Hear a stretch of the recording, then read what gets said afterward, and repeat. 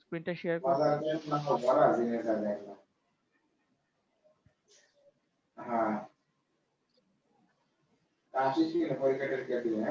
আচ্ছা, না দেখতে পেলে বলবে। হ্যাঁ, স্ক্রিনটা দেখতে পাচ্ছ? জি স্যার। আমরা কিন্তু মানে প্রথম অধ্যায়ের প্রথম চ্যাপ্টার দিয়ে আবার শুরু করছি, বিশেষ করে আমি। ঠিক আছে, তো তোমাদের কিন্তু আমি, তারপর হচ্ছে দিলীপ স্যার এবং মারুফা ম্যাডাম, আমরা তিনজনই কিন্তু ক্লাস আগেও নিয়েছি, এখনো কিন্তু এই অনলাইনের রুটিনে তোমরা দেখেছো যে আমরা তিনজনই ক্লাসগুলো নিব। তো আমরা তিনজনে তিনটা করে চ্যাপ্টার ধরবো, এই তিনটা করে চ্যাপ্টার শেষ করবো। আচ্ছা, এখন দেখি আমরা প্রথম অধ্যায় নিয়ে আলোচনা করবো। প্রথম অধ্যায়ে কি রয়েছে? সমাজবিজ্ঞানের উৎপত্তি ও বিকাশ। আচ্ছা, তোমাদের এখান থেকে, যাদের এখান থেকে নয়েজ আসতেছে, তোমরা একটু একটা কাজ করো যে এটা একটু মিউট করে রাখো। যখন কথা বলবো তখন আনমিউট করে কথা বলবো। আচ্ছা, আজকে আমরা সমাজবিজ্ঞানের ধারণা, সমাজবিজ্ঞানের প্রকৃতি, সমাজবিজ্ঞানের পরিধি সম্পর্কে আলোচনা করব। তোমরা কিন্তু এই চ্যাপ্টারটা এর আগেও পড়েছো। আমি তোমাদের কাছে কিছু কোয়েশ্চেন করব, তোমরা তোমাদের যতটুকু মনে আছে বলার চেষ্টা করো। আচ্ছা, সমাজবিজ্ঞান সম্পর্কে একটা ধারণা, সমাজবিজ্ঞান বলতে কি বুঝো? বলতে পারবে? সমাজবিজ্ঞান কাকে বলে বা সমাজ কাকে বলে, সোসাইটি?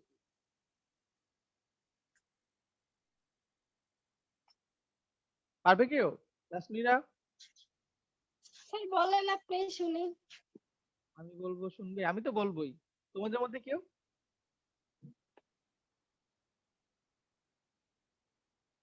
মনে নাই, তাই তো? সব খাই ফেলছো করোনার মধ্যে। আচ্ছা, এখন দেখি। বুঝি নাই। আচ্ছা, এখন আসি আমরা যে সমাজ বিজ্ঞানের ধারণার ক্ষেত্রে আমি যদি বলি যে মানুষের সংঘবদ্ধ জীবনের ফলশ্রুতি হচ্ছে সমাজ। আমরা প্রথমে কি জানি যে সমাজ বিজ্ঞান, সমাজ কেন গঠন করা আর হয়েছে? আপনার স্ক্রিন শেয়ারটার লেখাগুলো ভুল আসতেছে। তাহলে তোমার এখানে নেটওয়ার্কের সমস্যা। সবার এখানে কি ভুল আসতেছে? না স্যার, আমার কাছে তো ক্লিয়ারই আছে। আমার তাহলে কাছে আবছা আবছা। হ্যাঁ, তোমার এখানে আমার তাহলে কাছে আসতে দিন। নেটওয়ার্কের প্রবলেম হচ্ছে। ঠিক আছে, যখন তোমার ওই একটা সমস্যা। ঠিক হয়ে গেছে। আচ্ছা ঠিক আছে, এই যে অনেক সময় দেখা যায় কি যে তোমার স্পিডটা কমে যায়, বেড়ে যায়, যখন কমে যায় তখন একটু ঘোলা ঘোলা দেখায়, কথা অনেক সময় আটকে আসে এরকম। আচ্ছা, তারপরে দেখি যে আমরা মানুষ কিন্তু সমাজ গঠন করার পিছনে মূল উদ্দেশ্য ছিল একে অন্যকে সহযোগিতা করা, আর একে অন্যকে সহযোগিতা করার জন্য সংঘবদ্ধ হয়ে বসবাস করাটাকেই কিন্তু বলা হয় হচ্ছে সমাজ। তো এই জন্যই কিন্তু বলা হচ্ছে মানুষের সংঘবদ্ধ জীবনের ফলশ্রুতি হচ্ছে কি সমাজ। জ্ঞান বুদ্ধি বিকাশের সাথে সাথে মানুষ তার সমাজকে বসবাসের উপযোগী করে তুলেছে। আর এই দেখো যে তোমার আমরা সমাজে বসবাস করি, মানে সংঘবদ্ধ হয়ে বসবাস ব্যাপারটা কিন্তু এরকম না যে আমরা একসাথেই বসবাস করছি, কিন্তু আমরা এমন ভাবে বসবাস করে থাকি যার মাধ্যমে আমরা একে অন্যকে বিভিন্ন দিক থেকে সহযোগিতা করতে পারি। এরকম দেখো, সমাজ ব্যবস্থার মধ্যে বিভিন্ন পেশাজীবীর মানুষ কিন্তু বসবাস করে থাকে, আর প্রত্যেক পেশাজীবী মানুষই একে অন্যকে সাহায্য সহযোগিতা করছে। ধরো আজকে যদি তুমি বাসা থেকে বের হয়ে দেখো কোনো রিক্সা ড্রাইভার নাই, তাহলে তুমি রিক্সায় চড়তে পারবে না। ঠিক আছে, তখন তোমাদের যাতায়াতটা অনেক মানে কষ্টের হয়ে যাবে বা সময় সাপেক্ষ একটা ব্যাপার হয়ে যাবে। তো তার মানে কি যে ওই পেশার যে ব্যক্তিটা রয়েছে, মানে রিক্সা ড্রাইভার যে রয়েছে, তার উপর কিন্তু তুমি আমি ডিপেন্ডেন্ট। আবার সে আমাদের উপর ডিপেন্ডেন্ট যে আমরা যারা রিক্সায় চড়ি বা রিক্সায় উঠে থাকি, কারণ সে আমাদের কাছ থেকে যে টাকাটা আয় করবে সেটা দিয়ে সে তার পরিবারের ভরণ পোষণ করে থাকবে, তার নিজের ভরণ পোষণ করে থাকবে। এভাবে কি হয় যে আমরা একে অন্যের মধ্যে কিন্তু একটা সহযোগিতার সম্পর্ক তৈরি হয়ে থাকি। আর এই সহযোগিতার সম্পর্কটাই কিন্তু মানে সংঘবদ্ধতার মাধ্যমে যদি আমরা প্রকাশ করে থাকি তাহলে সেটাকে আমরা সমাজ বলে থাকি। দেখো এরিস্টটল একটা কথা বলেছেন, man is by nature a social animal. আমরা কি প্রকৃতিগতভাবেই কি সামাজিক। দেখো, the man who is outside the society either he is a beast or god. এই কথাটার মানে কি? এটা হচ্ছে যে যে তোমার যে ব্যক্তি সমাজে বসবাস করে না সে হয় দেবতা না হয় কি পশু। কেন বলা হচ্ছে? দেখো, পশু পাখি কখনোই সমাজের অন্তর্ভুক্ত না। আবার যারা দেবতা রয়েছে তারাও কিন্তু সমাজের অন্তর্ভুক্ত না। আমরা কি জানি যে সমাজ গঠন করা হয়েছে মানুষের জন্য, মানুষের সাহায্য সহযোগিতার জন্য এবং মানুষের সমাজ জীবনটা যেন সঠিকভাবে মানে সকল ধরনের কাজকর্মগুলো করা মানে সম্ভব হয়, সেটার জন্য কিন্তু সমাজ গঠন করা হয়েছে বা একে অন্যের সহযোগিতার সম্পর্ক তৈরি করার জন্য কিন্তু সমাজ গঠন করা হয়েছে। তাই তিনি বলেছেন যে তোমার প্রত্যেকটা আমরা যারা সুস্থ মস্তিষ্কের মানুষ রয়েছি তারা কিন্তু সবাই কোনো না কোনো সমাজের মধ্যেই থাকি। আমরা সমাজেই জন্মগ্রহণ করি, সমাজেই আমাদের বেড়ে ওঠা, সমাজেই কিন্তু আমরা মৃত্যুবরণ করে থাকি। দেখো, তোমার অগাস্ট কোতকে কি বলা হয় যে সমাজ বিজ্ঞানের জনক বলা হয়। তিনি তার পজিটিভ ফিলোসফি গ্রন্থে কিন্তু 1839 সালে তিনি পজিটিভ ফিলোসফি গ্রন্থে এই সমাজ বিজ্ঞান শব্দটা মানে আলাদাভাবে তোমার এটা তুলে ধরেন, আর সেখান থেকে কিন্তু সমাজ বিজ্ঞান একটা আলাদা সাবজেক্ট হিসেবে বিবেচনা করা হয়ে থাকে। এর আগেও কিন্তু অনেক ধরনের আহ বিজ্ঞানীরাই কিন্তু এই সমাজের বিভিন্ন দিক নিয়ে আলোচনা করেছেন, কিন্তু স্পেসিফিকলি কিন্তু বলেছেন অগাস্ট কোট, যেটা 1839 সালে তার পজিটিভ ফিলোসফি নামক গ্রন্থের ৩য় খণ্ডে এই শব্দটা উল্লেখ করেছিল। দেখো, তারপরে কিন্তু দেখা গেছে যে হার্বার্ট স্পেন্সার, তারপর হচ্ছে তোমার Karl Marx, Emile Durkheim, Max Weber, তারা কিন্তু সমাজবিজ্ঞানের উদ্ভব এবং বিকাশকে কি করেছেন আরো সমৃদ্ধশালী করেছেন। এখন এখন অনেক সমাজবিজ্ঞানী রয়েছে যারা কিন্তু সমাজবিজ্ঞানকে আরো বেশি বিকশিত করছে, আরো বেশি ডেভেলপ করছে। তোমরা তোমরা যারা এখন মানে ইন্টারমিডিয়েটে পড়ছো, তোমরা যদি হায়ার লেভেলে গিয়ে সমাজবিজ্ঞান পড়ো, সামাজিক বিভিন্ন যে বিষয় নিয়ে যদি তোমরা গবেষণা করো এবং সেখান থেকে কিন্তু তোমরা ভালো কিছু করতে পারো।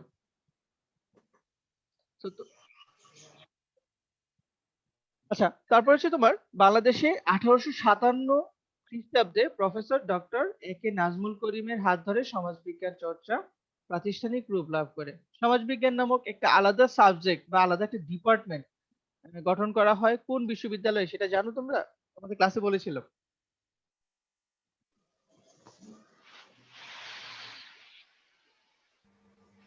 মনে আছে তোমাদের? স্যার শুনতে পাইনি, আরেকবার বলেন।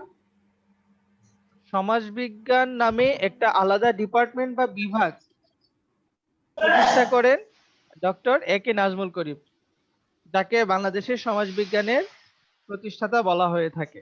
ঠিক আছে, যিনি সমাজবিজ্ঞান একটা প্রাতিষ্ঠানিক রূপ দিয়ে থাকেন, সেটা কোন বিশ্ববিদ্যালয়ে? ঢাকা বিশ্ববিদ্যালয়। বিশ্ববিদ্যালয়। ঢাকা বিশ্ববিদ্যালয়। ঢাকা বিশ্ববিদ্যালয়। এটা কিন্তু একটু ভালো করে পড়বা, এইখান থেকে কিন্তু তোমাদের নৈর্ব্যক্তিক প্রশ্ন বা এমসিকিউ টাইপ কোয়েশ্চেন এসে থাকে। দেখো, সমাজ বিজ্ঞান সমাজ জীবনকে পূর্ণাঙ্গ রূপে পর্যালোচনা করে থাকে। দেখো, সমাজ বিজ্ঞানের কাজেই হচ্ছে কি সামাজিক বিভিন্ন বিষয়গুলো নিয়ে আলোচনা করা, সামাজিক বিভিন্ন উপাদানগুলো নিয়ে আলোচনা করে, সমাজ কোথায় ছিল, কিসের মাধ্যমে বিবর্তিত হয়ে পরিবর্তিত হয়ে আজকে সমাজ ব্যবস্থা এসেছে এবং ইন ফিউচার সমাজে কি ধরনের সমস্যাগুলো তৈরি হতে পারে এবং সেগুলা কিভাবে সমাধান করা যেতে পারে, সেগুলো ওয়ে গুলা কিন্তু বের করে দেয় এই সমাজ বিজ্ঞান। তো এই জন্য সমাজবিজ্ঞান পাঠে কিন্তু একটা মজার বিষয় হচ্ছে যে আমাদের চারপাশে যে বিষয়গুলো ঘটতেছে আমরা সেইগুলাই কিন্তু আহ আমাদের বইতে পড়তেছি। এই যে আমরা সামাজিকীকরণ বলো, সামাজিক প্রতিষ্ঠান বলো, সামাজিক সংগঠন বলো, সামাজিক দল বলো বা সামাজিক সম্পর্ক, এই সবগুলো ব্যাপারের সাথে কিন্তু আমরা কোনো না কোনো ভাবে সম্পৃক্ত। আর সেই সম্পৃক্ত ব্যাপারগুলো নিয়ে কিন্তু আমরা এই সমাজবিজ্ঞানে আলোচনা করে থাকি। কারো যদি কোনো কোয়েশ্চেন থাকে অবশ্যই বলবা।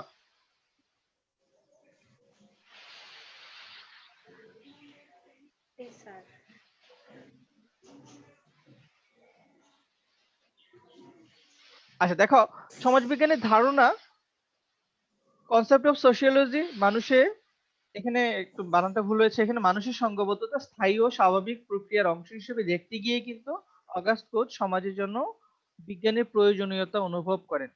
আর সেটার জন্য কিন্তু তিনি 1831 সালে সোশ্যাল ফিজিক্স নামকরণ করে থাকেন এবং এই নামকরণটাই 1839 সালে পরিবর্তন করে দুটি আলাদা আলাদা শব্দের সমন্বয়ে সোশিওলজি শব্দটি রাখেন। আচ্ছা, তোমরা একজন বলো তো যে সোশিওলজি শব্দটি কোন কোন শব্দ থেকে এসেছে, বলো। ল্যাটিন এবং গ্রিক। সোসিয়াস ও লগোস। আচ্ছা, ঠিক আছে। আরেকজন বলবো হচ্ছে, সোসিয়াস শব্দ ও লগোস শব্দ। আচ্ছা, তোমার ঠিক আছে লাবণী, তোমারটা হয়েছে, অন্য আরেকজন বলো। যে এই দুইটা শব্দ কোন কোন ভাষা থেকে এসেছে? আর ল্যাটিন আর গ্রিক। ল্যাটিন এবং গ্রিক। তাসমিরা বলো তো যে কোনটা ল্যাটিন থেকে এসেছে?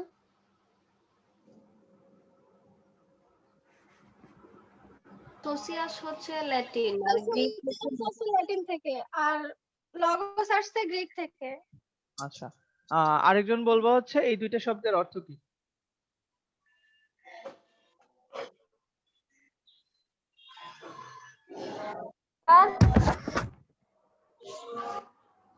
অন্য একজন বলো এই দুইটা শব্দের অর্থ কি? এই দুইজন ছাড়া, লাবণী আর তাসমিরা ছাড়া অন্য একজন বলো।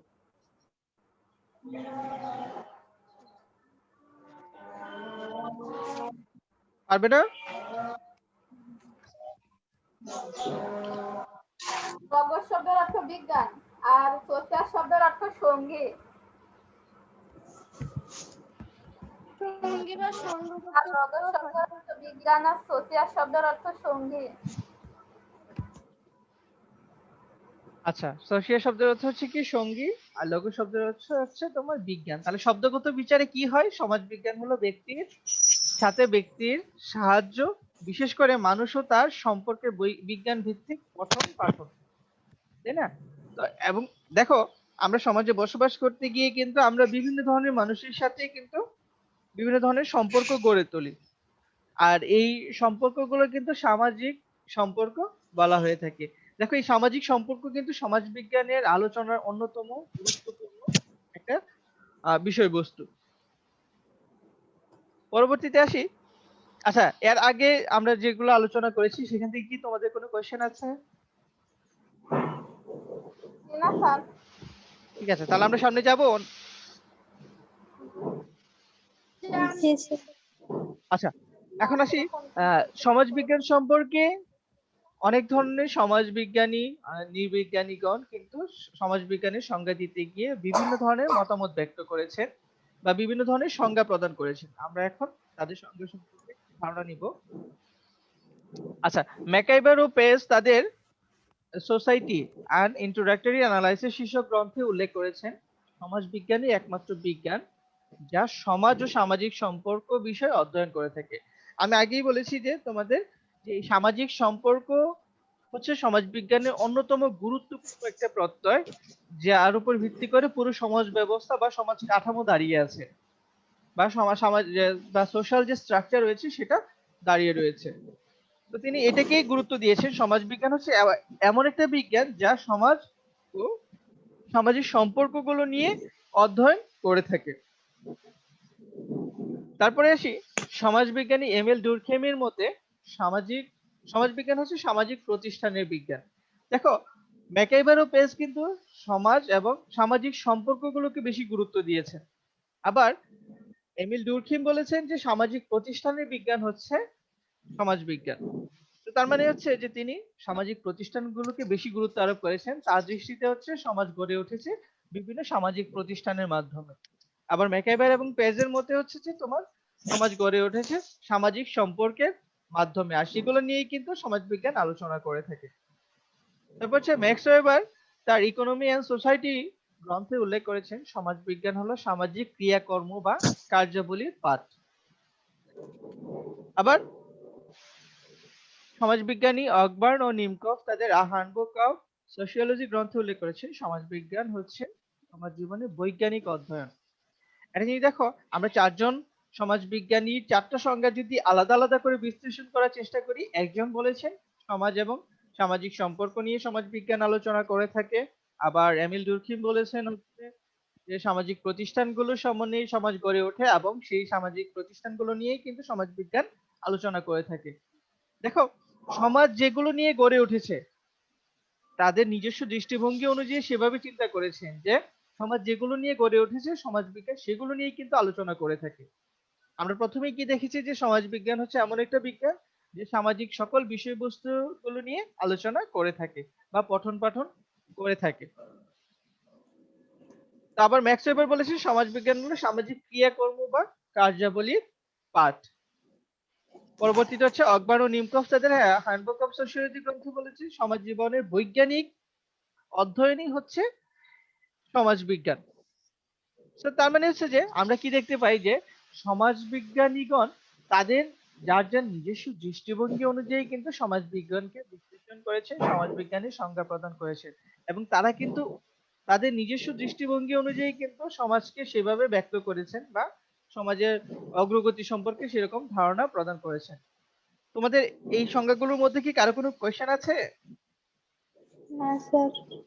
খুব মানে জটিল মনে হচ্ছে? তোমরা কিন্তু এগুলো আগেও পড়েছো। এই প্রশ্নগুলোর অ্যান্সার কিন্তু তোমাদের দেওয়ার কথা। সব ভুলে গেছো না সবাই? সমস্যা নাই।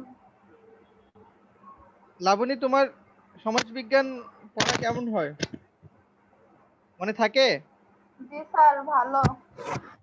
মনে থাকে নাকি ভুলে যাও? স্যার মনে থাকে এখন। Very good. তাহলে আমরা সামনের দিকে যাব। জি। আচ্ছা, সমাজবিজ্ঞানের প্রকৃতি নিয়ে আমরা এখন আলোচনা করব। দেখো, কোনো বিষয়ের প্রকৃতি বলতে ওই বিষয়ের পরিচয়, স্বভাব, রূপ ও বৈশিষ্ট্যকে বোঝায়। দেখো, সমাজবিজ্ঞানের প্রকৃতি বলতে সমাজবিজ্ঞানের রূপ বা বৈশিষ্ট্য বা পরিচয়কে বুঝিয়ে থাকে। দেখো, সমাজবিজ্ঞান সমাজ মানুষের পারস্পরিক সম্পর্কের পূর্ণাঙ্গ অধ্যয়ন। একটা জিনিস দেখো, যে সমাজবিজ্ঞান হচ্ছে এমন একটি বিজ্ঞান যেখানে সামাজিক সম্পর্কগুলো নিয়ে পূর্ণাঙ্গ আলোচনা করে থাকে। আমরা সমাজে বসবাস করতে গিয়ে একে অন্যের সাথে সম্পৃক্ত হই, একে অন্যের সাথে বিভিন্ন ধরনের সম্পর্ক গড়ে তুলি। আর সেই সম্পর্কগুলো কিন্তু তৈরি হয় কি সামাজিক সম্পর্কের দ্বারা বা পারস্পরিক সম্পর্কের দ্বারা, যেটাকে আমরা বলে থাকি কি মিথস্ক্রিয়া বা ইন্টারেকশন। আমরা তুমি বলো যে তোমরা ঢাকা উইমেন কলেজে এসে এমন কিছু ফ্রেন্ডের সাথে পরিচয় হয়েছে যাদেরকে তোমরা আগে চিনতে না, তাই না? এখানে প্রত্যেকের আননোন না নাকি পরিচিত সবাই?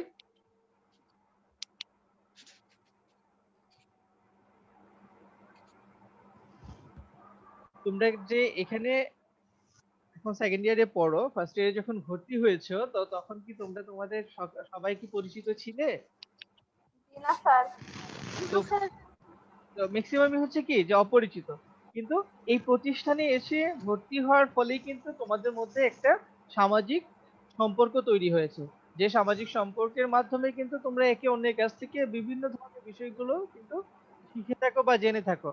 এখন আমি যদি তোমাদেরকে প্রশ্ন করি যে তোমাদের তোমাদের ভালো ফ্রেন্ড সম্পর্কে বা বেস্ট ফ্রেন্ড সম্পর্কে তুমি দুইটা ভালো দিক দুইটা মন্দ দিক বলো, নিশ্চয়ই পারবে। তো সেটা বলতে স্যার। পারবে কি জন্য? কারণ হচ্ছে তুমি তার সাথে মিশেছো, তুমি তার সাথে একটা সামাজিক সম্পর্ক তৈরি করেছো। আর সামাজিক সম্পর্কের মাধ্যমে কি হয় যে আমরা একে অন্যের সম্পর্কে ধারণা লাভ করে থাকি।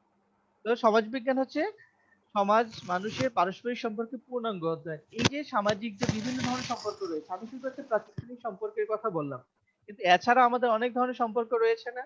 রক্তের সম্পর্ক বলো, তারপরে হচ্ছে যে পাড়া প্রতিবেশীর সাথে সম্পর্ক বলো, দলের সাথে সম্পর্ক বলো, বা অন্যান্য ধর্মাবলম্বী যারা রয়েছে তাদের সাথে সম্পর্ক বলো, সেই সম্পর্কগুলোর সকল কিছুর অধ্যয়নটাই কিন্তু করে থাকে হচ্ছে এই সমাজবিজ্ঞান।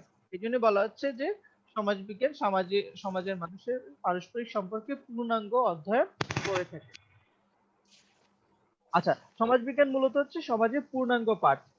এটা একজনে বলো তো, এটা দ্বারা কি বোঝাচ্ছে? পারবে? তাসমিরা বলো। পূর্ণাঙ্গ পাঠ বলতে সমাজের সবকিছু নিয়ে আলোচনা করে। সমাজের সবকিছু নিয়ে আলোচনা করে। আচ্ছা, এক বাক্যে যদি বলা যায় তাহলে অ্যান্সারটা এরকমই হবে যে সমাজের পূর্ণাঙ্গ বা সকল বিষয় নিয়ে। আমরা কি জানি সমাজ বিজ্ঞান হচ্ছে এমন একটা বিজ্ঞান যে সমাজের সকল বিষয় নিয়ে আলোচনা করে থাকবে। সমাজের কোন বিষয়গুলা ভালো কোন বিষয়গুলো মন্দ সেগুলো নিয়ে কিন্তু সমাজ বিজ্ঞান আলোচনা করে থাকে, তাই না? সমাজে কি ধরনের অসঙ্গতি রয়েছে, কি ধরনের বিচ্যুত আচরণ রয়েছে, কি ধরনের সামাজিক সম্পর্ক রয়েছে, তারপর হচ্ছে বিভিন্ন সমাজ বিজ্ঞানীগণ কি বলেছেন সমাজ সম্পর্কে, এই সকল বিষয়গুলো নিয়েই কিন্তু সমাজ বিজ্ঞান আলোচনা করে থাকে।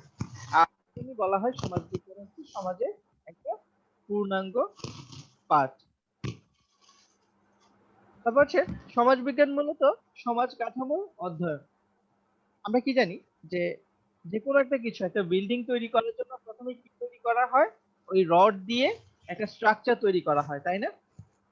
এই স্ট্রাকচারের উপর ভিত্তি করেই কিন্তু কোথায় কোন রুমটা হবে, কোথায় কোন জিনিসটা রাখা হবে সেটা কিন্তু মানে ঠিক করে দেওয়া হয়, তাই না?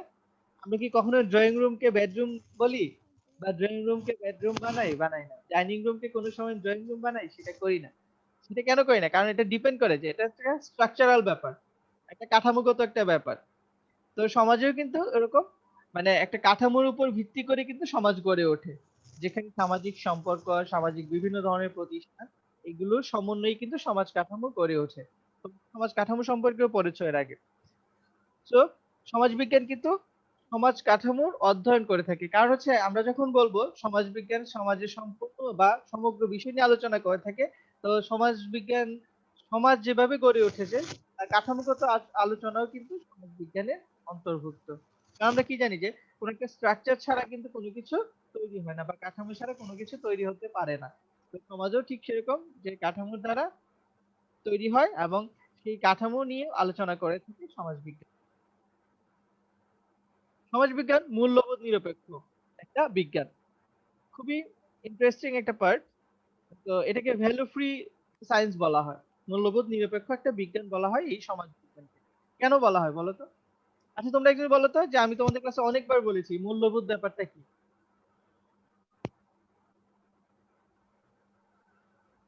বলতে পারবে? সমাজবিজ্ঞান তার বৈজ্ঞানিক চরিত্র বজায় রাখতে গিয়ে সিদ্ধান্ত গ্রহণের ক্ষেত্রে মানে নৈতিকতা অবলম্বন করে। আচ্ছা, সমাজবিজ্ঞানের তুমি তো বই দেখে বলতেছো সমস্যা না লাবণী? দেখায় কিন্তু দিনাজ স্যার সমাজবিজ্ঞানের সমস্যাগুলো দেখায়, কিন্তু এর সমস্যার পিছনের কারণগুলো কে বা কারা দায়ী এগুলো বলে না। আচ্ছা, এখন এটা তো হচ্ছে বইয়ের ভাষায়, আমি তোমাদেরকে মানে একটু সহজ করে বলার চেষ্টা করি, না বুঝলে তোমরা বলবে। আর এই বই তো অনেক আগে পড়ছিলাম। হ্যাঁ ঠিক আছে, ভালো কথা, এটা খুবই ভালো একটা ব্যাপার যে তোমার মনে আছে। এখন আমি বলি যে মূল্যবোধ ব্যাপারটা কিরকম, তোমার কাছে কোনটা ভালো মনে হচ্ছে, কোনটা মন্দ মনে হচ্ছে, তাই না? সেটা বোঝার যে ক্ষমতাটা, সেটাই হচ্ছে কি তোমার মূল্যবোধ, কোনটা ভালো কোনটা মন্দ।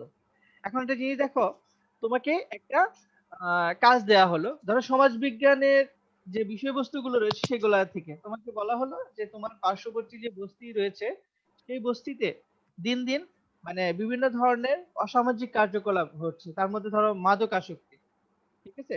এই মাদকের প্রতি মানে আকৃষ্ট হয়ে যাও, এটা কেন দিন দিন বাড়ছে, মানে ওই বস্তির প্রেক্ষিতে, যে তোমাকে যদি পাঠানো হয় যে তুমি এটার উপর একটা সার্ভে করবে, এটার উপর তুমি একটা স্ট্যাটিস্টিক্যাল একটা সিদ্ধান্ত দিবে যে হ্যাঁ এখানে কেন বাড়তেছে বা কি হারে বাড়তেছে। তো তুমি এটা একটা গুণগত ব্যাপার আইডেন্টিফাই করবে যে কেন এ হচ্ছে। এখন তুমি সেখানে গিয়ে চিন্তা করলে কিরকম, যে তোমার মতো করে তুমি একটা সিদ্ধান্ত দিয়ে দিলে, তোমার কাছে মনে হচ্ছে যে হ্যাঁ এখানে বেশিরভাগ মানুষ অশিক্ষিত, এখানে বেশিরভাগ মানুষ দারিদ্র সীমার নিচে বসবাস করে, বা এখানে বেশিরভাগ মানুষ ধরো যে কাজকর্ম পাচ্ছে না, বা তাদের মধ্যে একটা ফ্রাস্ট্রেশন চলে আসছে, ডিপ্রেশন চলে আসছে, সেই জন্য দেখা যায় যে যে তারা এরকম মানে মাদকের সাথে সম্পৃক্ত হয়ে যাচ্ছে। বা অনেকেই রয়েছে কিরকম, যে এই মাদকের ব্যবসা করে অনেক মানে অনেক পরিমাণ টাকা ইনকাম করতেছে, তো সেটার জন্য বা সহজভাবে টাকা ইনকাম করা যায় সেটার জন্য করতেছে। তো এখন ব্যাপারটা হচ্ছে যে তোমাকে ওখানে যে রিসার্চটা করতে বা গবেষণাটা করতে দেওয়া হয়েছে সেটার প্রেক্ষিতে তুমি সেখান থেকে ডেটা কালেক্ট করবে, ডেটা কালেক্ট করে ডেটা অ্যানালাইসিস করবে, সেখানে দেখতে যে তোমার একটা নির্দিষ্ট সংখ্যক মানুষ কি হচ্ছে, যে তোমার এই অশিক্ষা অসচেতনতা জন্য এই মাদকের সাথে সম্পৃক্ত হয়ে যাচ্ছে, তাহলে তুমি সেইটার প্রেক্ষিতে কোনো একটা সিদ্ধান্ত দিবে, তোমার মতো করে না কিন্তু, মানে যা ঘটতেছে তার উপর ভিত্তি করেই কিন্তু তুমি সিদ্ধান্তটা দিবে। এই ব্যাপারটাই হচ্ছে তোমার মূল্যবোধ নিরপেক্ষতা, মানে তুমি তোমার তোমার যে মূল্যবোধ রয়েছে সেটার উপর বিবেচনা করে না, তুমি ওই প্রেক্ষাপট চিন্তা করে সেই সময়টা বা সেখানে যে কর্মকাণ্ডগুলো রয়েছে সেটার উপর ভিত্তি করে তুমি সিদ্ধান্ত প্রদান করতেছো, বুঝছো? মানে আমার কি ভালো লাগলো না লাগলো সেটা বড় বিষয় না, বা আমি কি জানি না জানি সেটা বড় বিষয় না। আমি যেখান থেকে ডাটা কালেক্ট করেছি, যাদেরকে নিয়ে কাজ করেছি, তাদের মধ্যে কেন মাদকাসক্তির পরিমাণ বাড়তেছে বা এই মাদকের ব্যবহারটা দিন দিন বেড়ে যাচ্ছে, সেটার উপর তুমি একটা সিদ্ধান্ত প্রদান করে থাকবে। বুঝতে পেরেছো? বাস্তবতার আলোকে, ওই ডেটার আলোকে তুমি কথা বলবে, মানে তুমি তোমার এখানে তুমি তোমার কাছে কোনটা ভালো লাগলো, তোমার কাছে কোনটা মন্দ লাগলো সেটার উপর তুমি সিদ্ধান্ত গ্রহণ করতে পারবে না। এই বিষয়টাই মূলত হচ্ছে কি মূল্যবোধ নিরপেক্ষ, মানে তুমি তোমার মতো করে কোনো সিদ্ধান্ত দিচ্ছ না। ব্যাপারটা কি ক্লিয়ার? জি স্যার। আচ্ছা, সমাজবিজ্ঞান কার্যকারণ সম্পর্কের বিজ্ঞান। দেখো, সমাজবিজ্ঞান কি করে যে তোমার প্রত্যেকটা জিনিসেরই কিছু মানে বা প্রত্যেকটা ঘটনারই কিছু কার্যকারণ ব্যাপার থাকে, তো সেগুলো নিয়ে কিন্তু সমাজবিজ্ঞান আলোচনা করে থাকে। তো এই কার্যকারণ সম্পর্ক বের করা হচ্ছে সমাজবিজ্ঞানের অন্যতম কাজ, এবং সেটা সম্পর্ক নিয়ে আলোচনা করাই হচ্ছে সমাজবিজ্ঞানের অন্যতম একটা কাজ। এই জন্য বলা হয় সমাজবিজ্ঞান হচ্ছে কার্যকারণ সম্পর্কে বিজ্ঞান। আমি একটু শর্ট করে বলতেছি, আর তোমরা একটু বাসায় এগুলো একটু ভালো করে দেখে নিবে, তোমাদের বই, সবার তো বই আছে। সমাজবিজ্ঞান সামাজিক স্থিতিশীলতা এবং গতিশীলতার বিজ্ঞান। দেখো, তোমরা যখন অনার্সে যদি কেউ সমাজবিজ্ঞান পড়ো, তখন তোমরা এই সোশ্যাল স্ট্যাটিক আর হচ্ছে সোশ্যাল ডাইনামিক্স নিয়ে একটা আলাদা চ্যাপ্টারই রয়েছে। সেটা হচ্ছে এমিল ডুরখেইমে সেই তথ্যটা সেই থিওরিটা সম্পর্কে আলোচনা করেছেন। দেখো, সামাজিক স্থিতিশীলতা, সমাজ কি স্থিতিশীল অবস্থায় থাকে নাকি গতিশীল অবস্থার মধ্যে দিয়ে অতিবাহিত হয়, সমাজে কোন কোন বিষয়গুলো এই স্থিতিশীলতার সাথে সম্পৃক্ত আর কোন কোন ব্যাপারগুলো এই গতিশীলতার সাথে সম্পৃক্ত, এইগুলো নিয়ে কিন্তু সমাজবিজ্ঞান আলোচনা করে থাকে। এই জন্য বলা হচ্ছে যে সমাজবিজ্ঞান সামাজিক স্থিতিশীলতা এবং গতিশীলতার বিজ্ঞান। আচ্ছা, তোমাদের আর 3-4 মিনিট ক্লাস নেওয়া যাবে। আর তোমাদেরকে একটা ছোট কাজ দিয়ে দিচ্ছি, সেটা হচ্ছে যে তোমরা এই চ্যাপ্টারের, তো আমি নৈর্ব্যক্তিক কোয়েশ্চেন মানে প্রশ্নের উপর পরীক্ষা নিয়েছিলাম, তাই না? এমসিকিউ টাইপ সবাই দিয়েছিলেন না পরীক্ষা? জি স্যার। সবাই আচ্ছা, দিয়েছিলাম স্যার। হ্যাঁ, তোমাদের কাজ থাকবে হচ্ছে যে তোমরা এই চ্যাপ্টারের উপর সৃজনশীল, আমার সাথে যেহেতু তোমাদের সপ্তাহে একটা ক্লাস, তো আমি যেগুলো পড়া দিয়ে রাখবো সেগুলো তোমরা বাসায় শেষ করবে। তোমরা এই চ্যাপ্টারের যে সৃজনশীল প্রশ্ন সম্পর্কে ভালো করে পড়ে রাখবে। আমি হয়তোবা নেক্সট ক্লাসে তোমাদের এক্সাম নিব। এক্সামের একদিন আগে আমি তোমাদেরকে জানিয়ে দেবো যে এক্সাম নিব কি নিব না। ঠিক আছে? তো তোমরা তোমাদের প্রিপারেশন তোমাদের মতো করে নিয়ে রাখবে। আর আপনারা আবার গ্রুপে এসএমএস দিলে ওইটা যদি কোনো প্রশ্ন করি ওইটার আর অ্যান্সার আসে না, এটা কেমন কোনটার প্রশ্ন? অস্বস্তিকর না? তুমি কি আমাকে কোনো কোশ্চেন করেছিলে? আর দিবেন এমসিকিউ শোনো, দিবেন। জি স্যার, এর আগে আপনি কি যেন বলছিলেন, পরে ওইখানে প্রশ্ন করা হয়েছে, পরে এসএমএসটা আপনি সিন করেন নাই। আমাকে যদি কোনো কোয়েশ্চেন করো, আমি বলি যে আমাকে যদি কোনো কোয়েশ্চেন করো তাহলে আমাকে মেনশন করে কোয়েশ্চেন করবে, কারণ হচ্ছে যে আমার তো অনেকগুলো গ্রুপের সাথে অ্যাড আছে। তো ম্যাক্সিমাম টাইমে আমি গ্রুপগুলোর মানে মেসেজ আমি মিউট করে রাখি, কারণ হচ্ছে সার্বক্ষণিক দেখা যায় যে তোমরা যে কোনো কথা বলতেছো, নিজেরা নিজেরা বা অন্য টিচারের সাথে কথা বলতেছো, বারবার তোমার মেসেজ আসতেছে। তো মানে এটা খুবই একটা বিরক্তিকর একটা ব্যাপার। তো তোমরা আমাকে মেনশন করে করবে, তাহলে আমি আমার মতো করে অ্যান্সার দিয়ে দিব।